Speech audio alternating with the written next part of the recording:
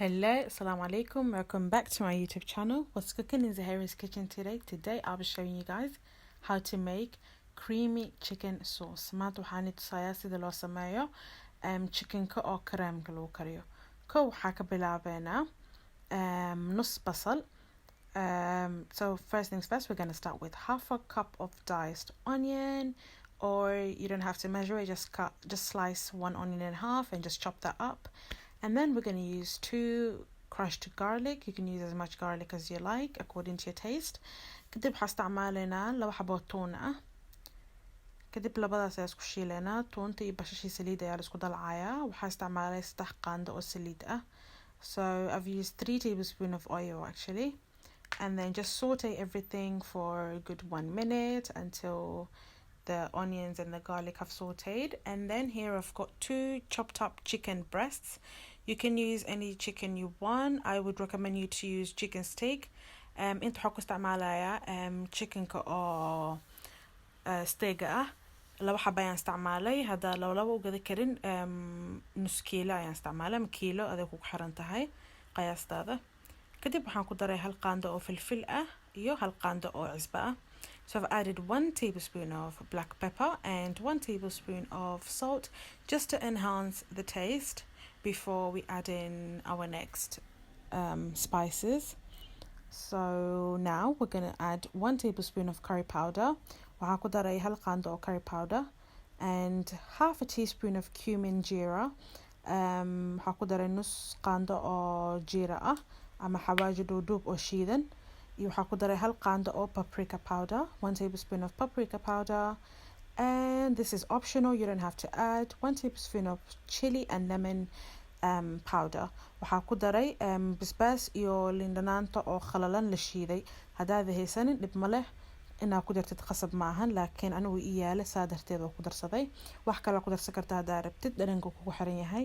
kadib waxaa ku daray hal qaando oo maraq digaaga oo jumbo. I've added 1 tablespoon of chicken stock. You can use any chicken stock that you like. Just make sure it's not liquid.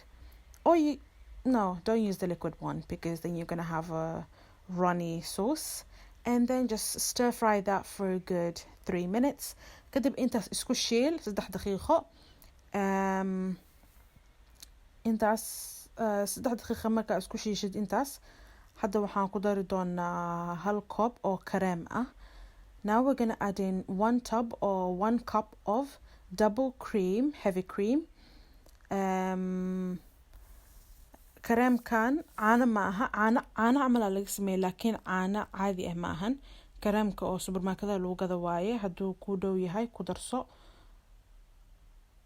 So now as you can see, I've added 1 cup of my double cream.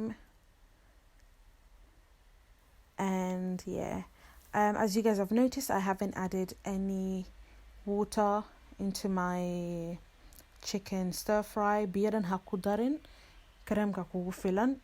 marka dadka ku khaldoomi doona ana ku khaldoomina biyo yaa lagu darin. kadib 5 daqiiqo ha sukarto intaas.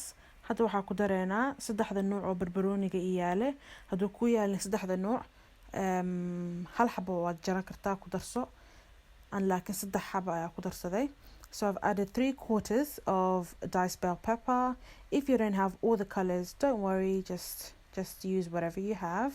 And then I've also added 1 handful of chopped coriander. waxaa ku daray hal sacab buuxda oo coriander, dania. Oh my god, I forgot to say that in Somali. kabsar caleen. I remembered it. hal gacan oo kabsar caleen ku dar. kadib intaas sukari. marka aragtid kareemka inuu karayo soo adkaan rabo, waxaa ogaanaysaa inuu diyaar yahay. cusbada ku badin dhanaan inuu ka noqdo marabtid. So when you can see that the sauce has thickened, you find out that it's ready. Make sure that you do not burn your chicken sauce, and look at that. Look how creamy and nice that looks. And guys, the taste is out of this world. It literally tastes so gourmet.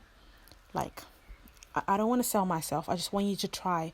isku daya because dhadhankiisa, oh my god, basta ku hadda basta karkarsana ku darsan kartaa, ceesha ku cuni kartaa, sabayad. You can eat this with anything. You can literally just add boiled pasta into this, and oh my god, you're gonna have the creamiest pasta chicken. Just, you know what, you can eat anything with this. So as you can see, it's ready to serve. Don't worry about the oil on the side. Salid the gisa kawalwalin the male. And yeah, make sure you eat with consideration. Thank you for watching. Make sure you like, subscribe, and stay tuned. Bye bye.